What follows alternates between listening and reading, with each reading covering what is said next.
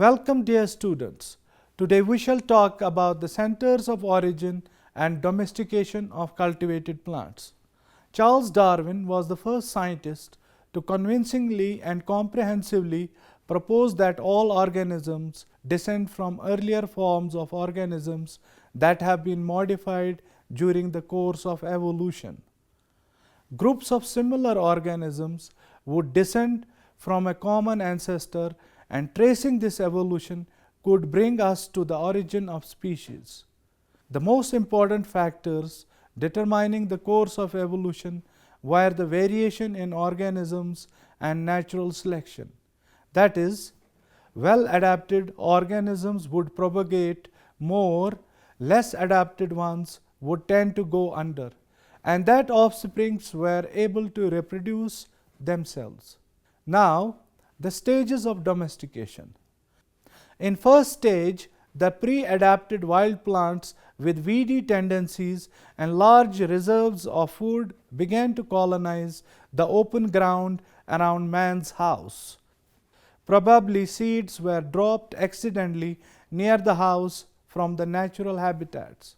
In the second stage, seeds were regularly harvested as food from the open ground around man's house and fenced to protect them from domesticated cattle and other herbivores. At this stage, the man also selected mutants for increased yields, palatability, and other desirable traits. In the third stage, man learnt sowing of seeds at the right time, with understanding of plants for required husbandry up to harvesting. The center of origin is a geographical area where the particular group of organisms first originated on earth. Many people believed that centers of origin are also centers of diversity, but the centers of diversity may not represent the centers of origin of crop plants, although a few species may have been originated separately at more than one place. But most species had their origin at a certain place and then spread elsewhere. In other words, in the center of origin, a crop is generally confined to one place, whereas the center of diversity may be found at more than one place. The exact location of origin of species is only a matter of speculation based on indirect evidences. The information on origin of crop plants is important in plant breeding to locate wild relatives, their related species, and new genes. Knowledge of the origin of crop plants is important to avoid genetic erosion, the loss of germplasm due to the loss of ecotypes and habitat. Alphonse de Candolle was a renowned Swiss botanist, son of a famous botanist, Augustin Pyramus de Candolle, 1778 to 1841. He was born in Paris and took over his father's botanical garden with a vast botanical collection. De Candolle wrote a massive tome on plant geography that assumed the derivation of each species from a specially created individual. Alphonse de Candolle, in his 1882 book Origine des Plantes Cultivées, was among the first to indicate regions where plant domestication may have taken place, such as China, Southwest Asia, including Egypt and tropical Asia. To answer the questions on the domestication of plants, Vavilov proposed the theory of center of origin of the plants. Nikolai Ivanovich Vavilov was the outstanding gene hunter and investigator of plant genetic resources. The Russian scientist Nikolai Ivanovich Vavilov and his colleagues visited several countries and collected a large number of crop plants and their wild relatives. They used this collection in Russian breeding program of developing improved varieties. He was born in a wealthy family of a merchant in Moscow on November 25, 1887, and was the eldest among two brothers and two sisters. He graduated from the Moscow Commercial College in 1906 and also graduated from Moscow Agricultural Institute in 1910. His scientific interests during these studies, which determined his future, were that in 1908 he participated in the student expedition to the Caucasus. In 1909, he made a report on Darwin's theory. In 1910, completed a diploma on protection of agricultural plants from pests. In 1912, he explained application of genetics in crop improvement in his paper Genetics and Agronomy. From 1910 to 1917, he served as a lecturer at Moscow Agricultural Institute, and from 1911 to 1912, he attended training courses of the Agricultural Scientific Committee, St. Petersburg, on Bureau for Applied Botany, Bureau of Mycology and Phytopathology. From 1913 to 1914, he attended a training at Great Britain with W. Bateson, in France with Vilmorin, and in Germany with Ernest Haeckel. His duties and titles included as President, National Geographic Society, Director, Institute of Genetics, Director, All Union Institute of Plant Industry, First President, Lenin All Union Academy of Agricultural Sciences, Member, USSR Academy of Sciences, British Royal Society, Soviet Government and Academy of Sciences of India. In the year 1916, he undertook the first international mission, as he was sent by the Tsar to solve the problems of frequent illnesses of the Russian soldiers during the war with Turkey on the territory of northern Iran. There was a distribution of disease, filariasis, and symptoms of drunkenness, and he found that to prepare bread for the troops, wheat was collected from the local area infested with a poisonous weed, darnel raygrass, Lolium tumalentum, containing pathogen Pfizeria. The bread made from the contaminated wheat caused intoxication known as bread drunkenness. He thus ordered prohibition of local wheat to prepare bread, which checked the illness of soldiers. From 1917 to 1920, he took a teaching post at Saratov University, Faculty of Agronomy, a chair of plant breeding. In 1918, he got the title of professor in the Saratov University, and finally in 1920 he gave the law of homologous series in hereditary variation, which states that genetically closely related species and genera are characterized by similar series of hereditary variation with such a regularity that knowing the series of forms within one species can predict the existence of parallel forms in other species and genera.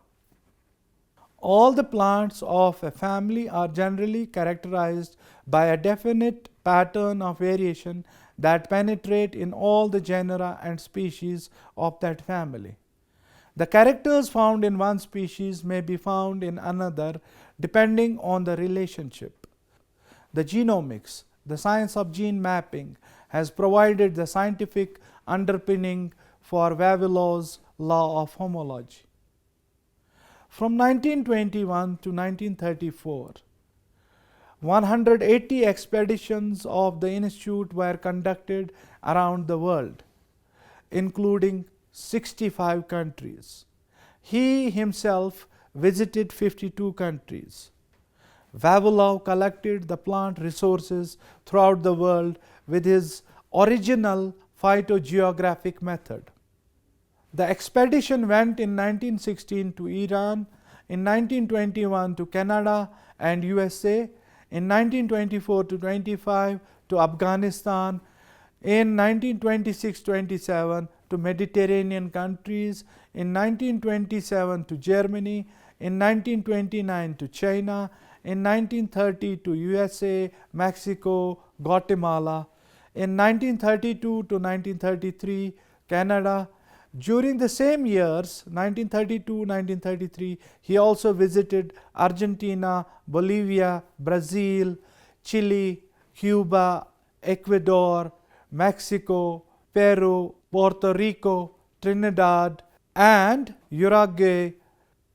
Besides, from 1921 to 1940, he also visited European part of Russia, whole regions of the Caucasus, and whole Middle Asia.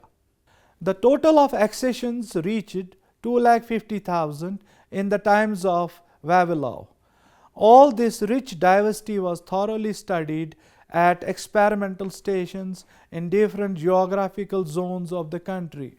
In 1926, the centers of origin were presented with the conclusions that plant domestication was not at random.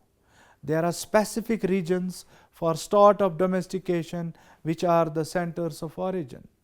The presence of wild relatives is the basis for the center of origin. These are the regions where wild relatives of the plant showed maximum adaptiveness. These conclusions were summarized in the origin, variation, immunity, and breeding of cultivated plants, a work that was translated into English in 1951. Now we'll talk about primary centers of origin. All the cultivated species of the world have their origin in these primary centers of origin, and later they spread to different places of cultivation. The main features of these are the number of wild species present, diversity of wild species, number of endemic species present, sources of dominant genes. The procedure adopted for determining the center of origin are as differentiating plants into specific and intraspecific taxa on morphological and genetic basis, determining the area of distribution of such species and groups of species, establishing the distribution of genetic diversity and determining the geographical centers where this is at its maximum, especially those centers with endemic forms or characters. Correlating the above distribution or diversity with the areas of concentration of nearest wild relatives.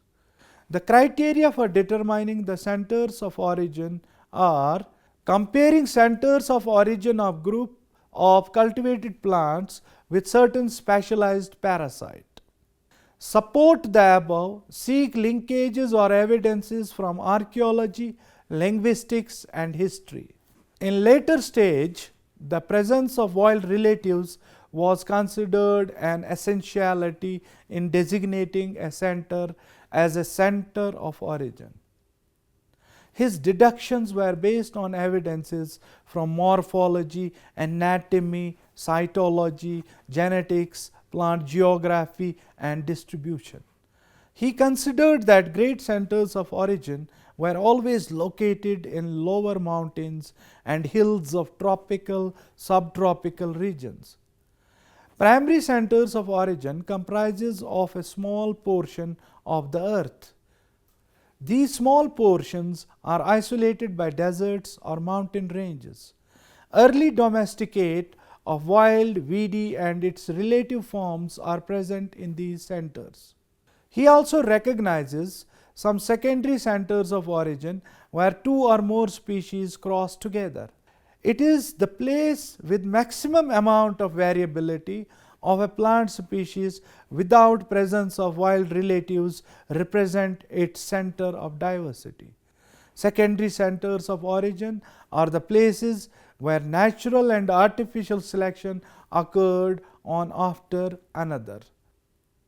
According to Vavilov, Diversity was primarily a function of spontaneous mutation.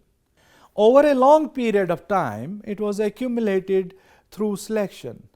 Besides primary and secondary centers, Vavilov also pointed towards the microcenters, which were located in several comparatively small geographic areas on the globe, especially in the mountain areas of Asia, Africa, along the Mediterranean coast, and in South, Central, and North America. Vavilov felt that the maximum amount of variability is present at the periphery and the maximum concentration of dominant gene in the form of wild relatives is present at the center of the distribution. The concentration of the dominant gene decreased towards the periphery with the increase in concentration of recessive gene, mainly due to strong selection pressure such as isolation and inbreeding.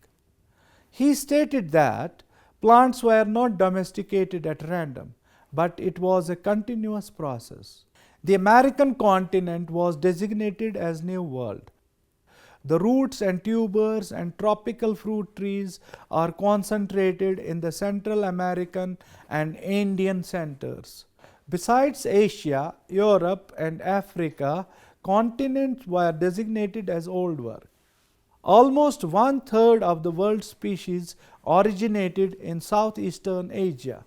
Most of the main fruit and vegetable crops come from the East and West Asiatic center and Mediterranean center of origin. On the basis of analysis from hundreds of thousands of collections, Vavilov proposed 8 primary centers. In his work entitled The Phytogeographical Basis for Plant Breeding, he summarizes and pulls together all his previous work on center of origin and diversity. In this, he recognizes 8 primary centers as: first, the Chinese center, in which he recognizes 136 distinct species, of which probably the earlier and most important were cereals, buckwheats, and legumes. It comprises of the mountainous regions of central and western China as well as Mongolia. Second, the Indian center or the Indo-Burma center, including the entire subcontinent, based originally on rice, millets, and legumes, with a total of 117 species. Now, second A, the Indo-Malayan center, including Indonesia, Philippines. It includes root crops, Dioscorea species, Taka, etc., preponderant, also with fruit crops, sugarcane, spices, some 55 species. Third, the Inner Asiatic center, that is Tajikistan, Uzbekistan, etc.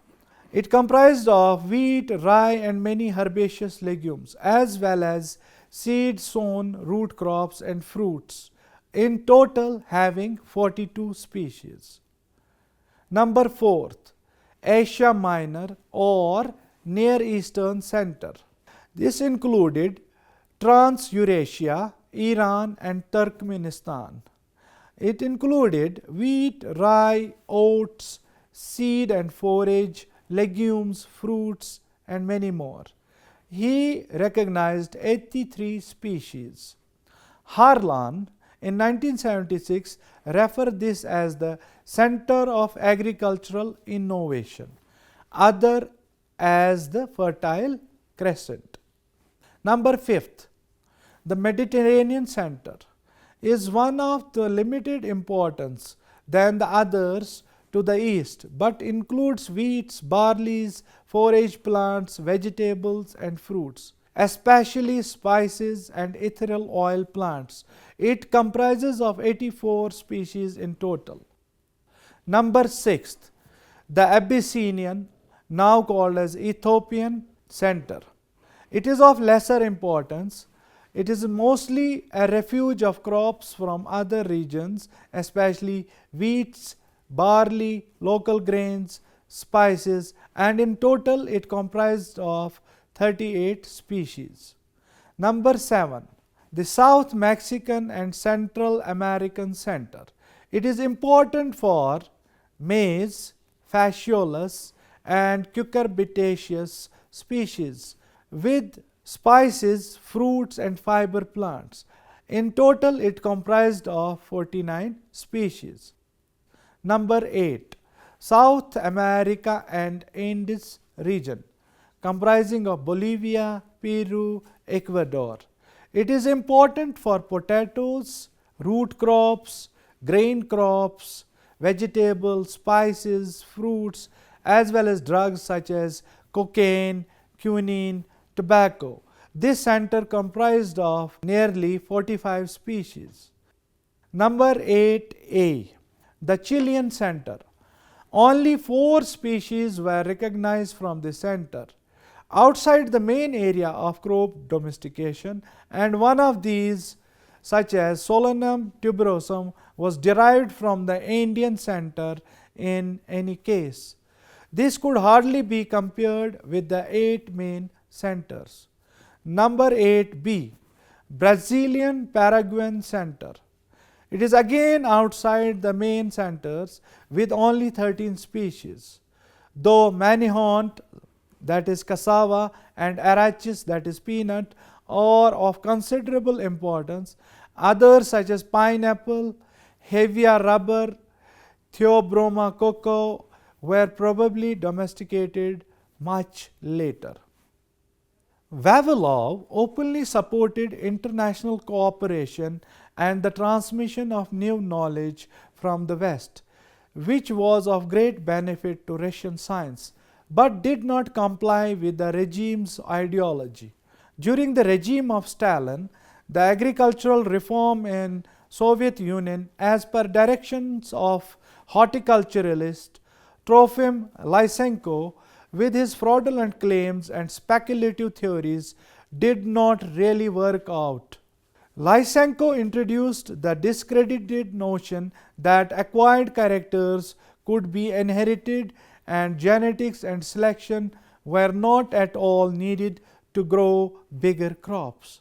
The institute headed by Vavilov resisted the pseudo-scientific concepts of Lysenko. As a result of this controversy and Stalin's support to Lysenko, Vavilov was arrested in August 7, 1940.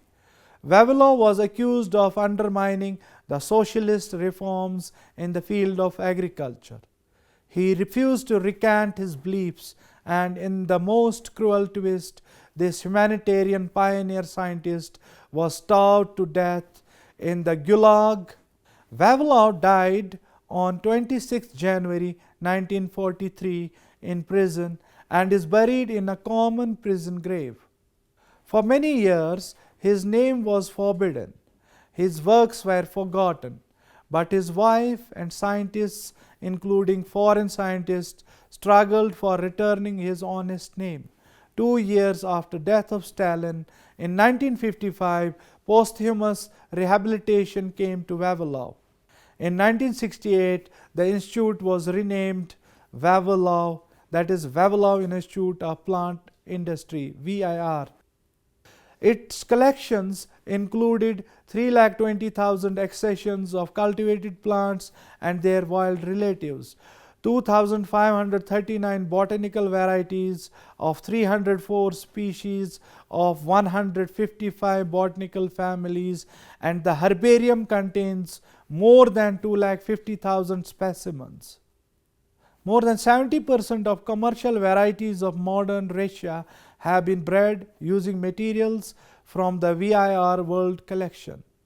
In cereals, 95% of all cultivars bred in the recent periods were based on germplasm stored in the collection of VIR.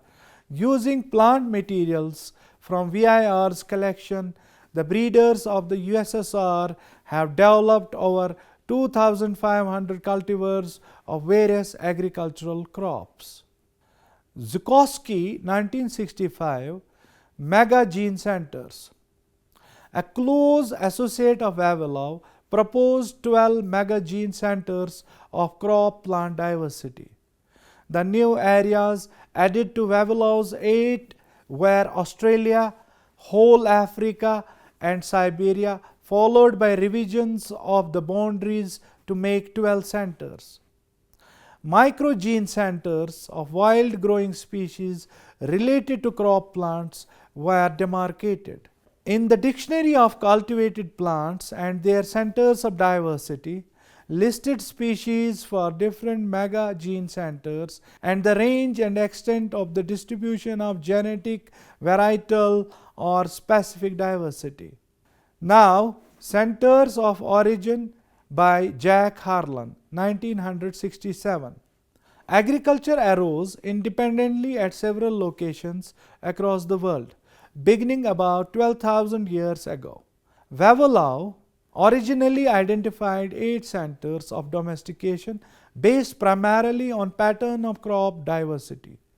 These were modified by Harlan, who used a combination of archaeological evidence and the native ranges of crop progenitors. Each crop may have been repeatedly domesticated at different times in different locations, or may have been brought into cultivation in several regions simultaneously. One cannot pinpoint a single center of origin. Harlan developed the idea of center and non-center. According to him, center means places of agricultural origin and non-center where agriculture has been introduced. He felt that the centers were probably independent of each other, but the non-centers may have had some contact with adjacent ones. The 3 centers he envisioned were the Near East, that is, parts of Jordan, Syria, Turkey, Iraq, and Iran; Mesoamerica, that is, Mexico and Central America; and North China. He considered Africa, Southeast Asia, and South America to be non-centers. Recently, Bruce Smith added Eastern North America as a center of crop origin. Most evidence indicates that human beings first began farming in the hills above the Tigris River on the western edge of what is now Iran. So many ancient agricultural sites have been located in this region that Harlan and Zohari have suggested that the Near East be thought of as a nuclear area where events at one location influenced others. Among the first crops domesticated in this region were emmer and einkorn wheat, barley, pea, lentil, chickpea, and flax. Goats and sheep were the first animal domesticants. Agriculture also began at a very early period in the forest margins of West Africa, Ethiopia, and along a transcontinental band through the savanna. Ethiopia has provided the earliest evidence of African farming, dating from the 6th millennium before present, but the other origins are probably just as old. People in the Sahel domesticated sorghum, pearl millet, African rice, that is, Oryza glaberrima, and guinea fowl. West Africans were responsible for African yams, cowpea, and the oil palm. Ethiopians domesticated coffee, finger millet, and teff. Data on China and Asia are still emerging, but they were clearly early areas of plant and animal domestication. Southeast Asia is the greatest puzzle since its hot, humid condition result in the rapid degradation of food materials. However, there is evidence that cultivation was practiced by 8,000 to 10,000 before present in Thailand and New Guinea. 2 areas in China also show evidence of agriculture by about 8,000 years before present: the Yellow and Wei river basins in the north and the Yangtze Valley in the south. Banana and sugar cane were the first domesticated in Southeast Asia. Millets, rice, soya bean, and pigs were the early Chinese domesticants. Farming probably began independently in the New World, 1000 to 2000 years later than in the Old World. There was a relatively compact Mesoamerican center extending from Mexico City to Honduras, while South American crops emerged in a broad area covering most of the coastal and central South America. The coastal Peru is often described as a focal point of early South American agriculture, but the data are somewhat biased, since most archaeological work has been performed on dry coastal sites where plant material is readily preserved. Three ecological or geographical regions of domestication have been proposed. First, an Andean high elevation complex. Second, an Andean mid elevation complex. And the third, a lowland complex. The centers in eastern North America spanned the area between the Appalachian Mountains and the western borders of Missouri and Arkansas. A diverse group of crops and animals were originally developed in the Americas. Quinoa, potatoes, and several other tuber crops were domesticated in the Andean high elevation complex. Amaranth, groundnut, coca, common bean, and lima bean were part of the Andean mid elevation complex. Avocados, chili, peppers, cotton, manioc, pawpaw, pineapple, squash, sweet potatoes, and yams were domesticated in the tropical lowlands of Central and South America. Recently, fruit phytoliths, that is, silica deposits, have been recovered from domesticated cucurbita in early Holocene archaeological sites in southwestern Ecuador. And starch grains of manioc, yam, and arrowroot have been found on ancient plant milling stones from the Panamanian tropical forest, supporting the independent emergence of plant domestication in the lowland neotropical forest.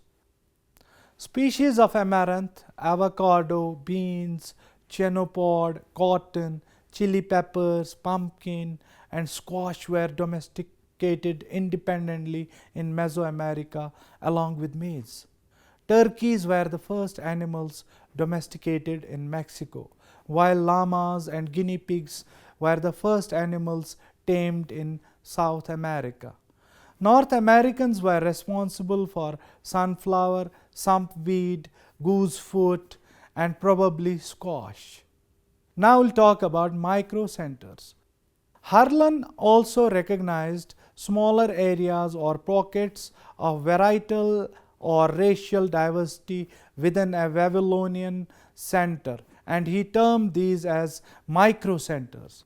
Such small areas as in Turkey and Africa contain varietal diversity of several crops in the plains or in mountains.